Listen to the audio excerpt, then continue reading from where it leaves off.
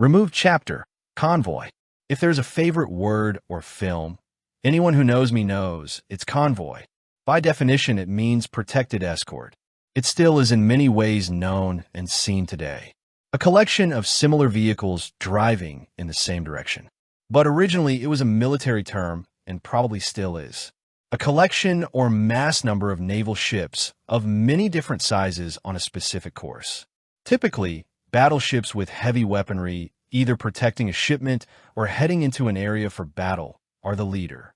The public driving on interstate highways sees several different types of convoys, including military vehicles, Humvees, troop carriers, jeeps, and tankers. Also, sometimes several dozen to 100 motorcycle riders in a collection together are considered a convoy. Then there are the 18-wheeler or tractor trailers. You see these many times on interstate highways. However, they're not together or have the same destination. They're simply using the same highways heading in the same direction.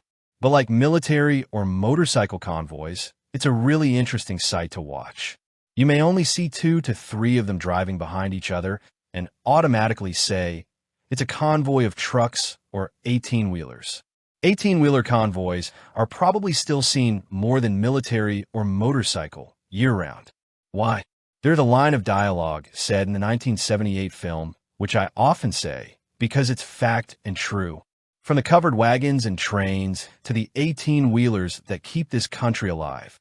In 1974, the federal government passed the National Maximum Speed Limit Law, which restricted the maximum permissible vehicle speed limit to 55 miles per hour (mph) on all interstate roads in the United States.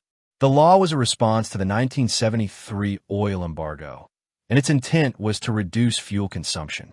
However, this 55 miles per hour speed limit really affected truck drivers. Being on time for a scheduled delivery, just like us being on time for our jobs of any kind, was of course important. However, according to truck drivers, if they arrived early, they would make more money. Being that I'm not a truck driver, I don't know how that works. It said historically claimed truck convoys became notable to protest the 55 miles per hour. I don't know how that worked when they all did not have the same destination.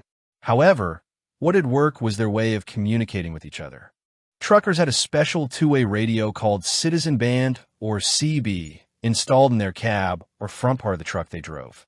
They talked to each other with either a number or word code that was very similar to police codes. The most popular relayed number code was 10-4, which the police also used, or which simply meant message received. However, since truckers and police used the same coded numbered language, truckers eventually created what is known to them as they got a language all their own.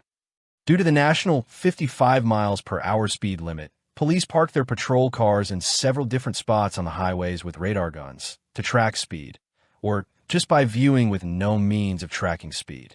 The CB radio became an immensely popular tool with all truck drivers or truckers, including the library of their own language, which helped inform each other if a cop, Smokey or Bear, were seen, or Kojak with a Kodak, police car with radar gun.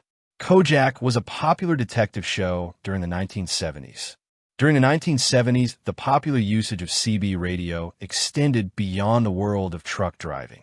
The CB radio was available to the public. Many people, including parents, used CB radio to communicate even more so than home wall-connected phones, my parents included. CB radios could be found in not just trucks, but single and family vehicles. On cable channel VH1, they had a special dedicated to the music of the 1970s. Actress and host Suzanne Summers said, the CB radios was the 1970s version of the internet. In 1973, an advertising writer named Bill Fries, working in Omaha, Nebraska, was asked to write a commercial jingle for a bread company called Old Home Bread. The commercial was not only his writing, but the actor's character name. He created C.W. McCall. In an interview, Bill said C.W. stood for country and western. The last name McCall came from one of his wife's women's magazines called McCall. The two parts just fit. The commercial portrayed a trucker C.W. McCall driving a truck for Old Home Bread Company, whose voiceover was done by Bill himself. The commercial became so popular, Bill Fries won the 1974 Clio Award, which was awarded for Best Commercial. locally that the public asked when the commercial would air again, and for the first and only time in commercial history, was it scheduled in a TV guide of sorts. The popularity of this commercial reached music producers in Nashville who contracted him to produce 6 albums of music. The second album, Black Bear Road, would have a song, Convoy, released in December 1975, that would escalate not only Bill into music history, but according to historical myth. The FCC increased the amount of CB radio channels from 23 to 40 due to overwhelming demand in CB radio sales. Mostly all, if not all, his music pertained to his area roads that actually existed and that he traveled on, and a few stories Bill and his family experienced. He very much reminds me of Hank Williams Sr., but he has stated he based his style on Woody Guthrie, best known for This Land Is Your Land. Convoy on the second album Black Bear Road became what Bill and his producer Chip Davis would describe as a monster hit in 1976. It sold over 2 million copies and was awarded a gold disc by the RIA. Despite a popular film released a year earlier in 1977 starring Burt Reynolds called Smokey and the Bandit, the popularity of the song Convoy led to the 1978 film of same name. The film would star several 1970s film stars, including country singer Chris Christopherson.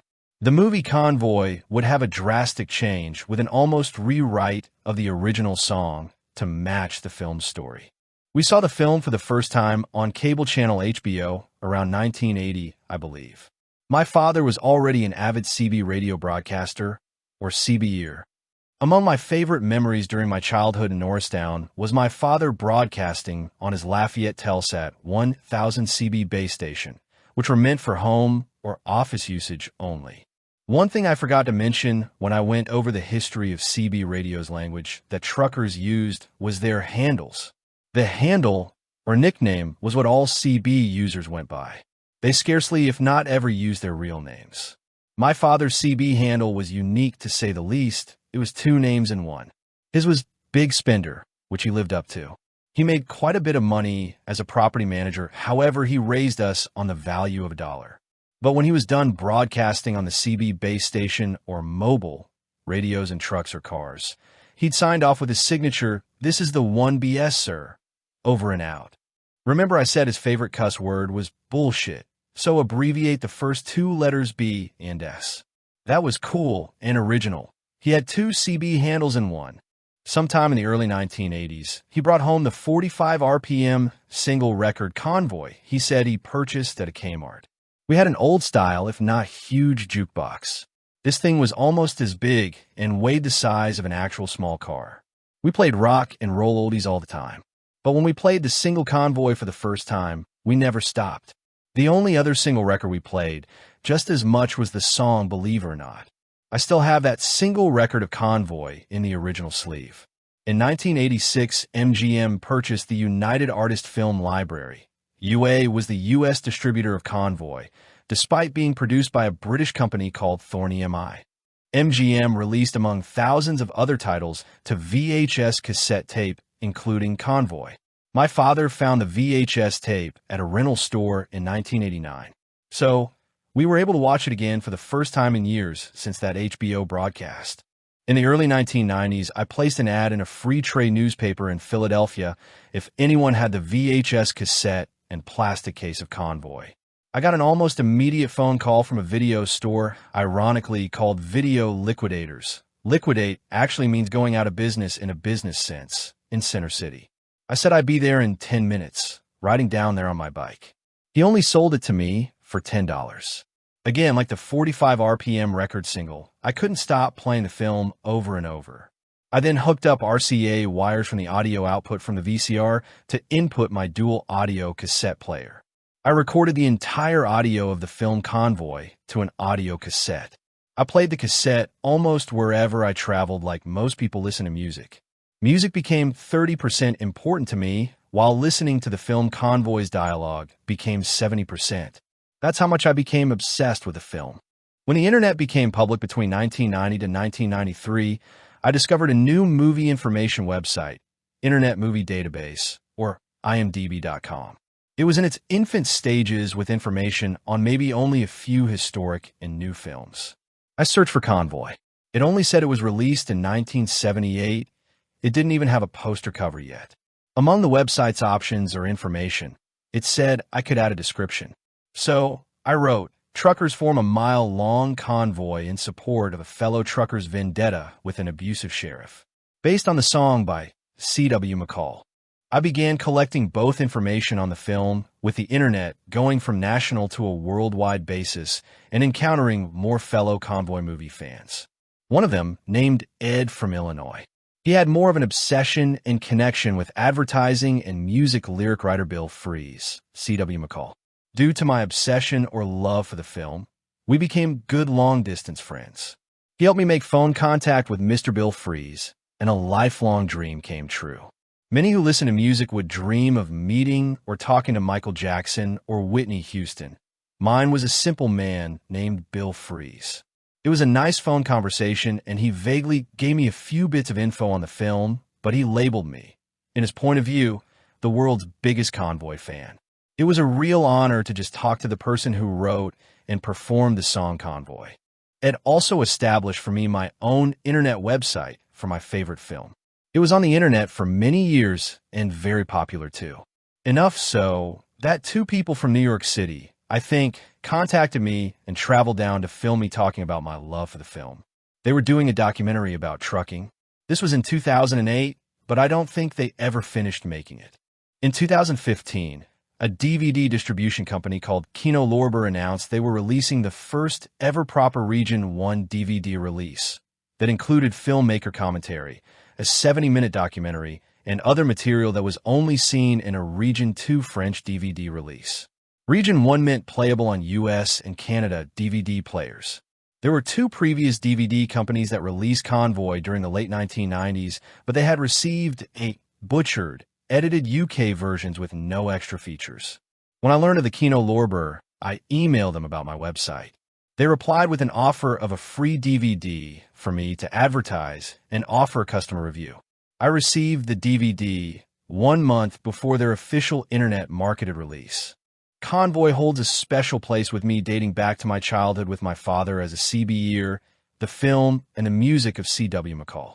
While working at one of my restaurant dishwasher jobs, I kept hearing how a local radio show would play classic music on Saturday evenings.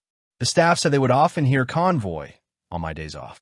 Well, I emailed the DJ from that local radio show and informed him C.W. McCall's birthday is in November, as well as 2006 will be the 30th anniversary of Convoy, being a #1 hit back in January.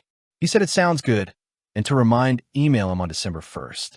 I said I'd hopefully like to be a part of the interview, being the local biggest fan.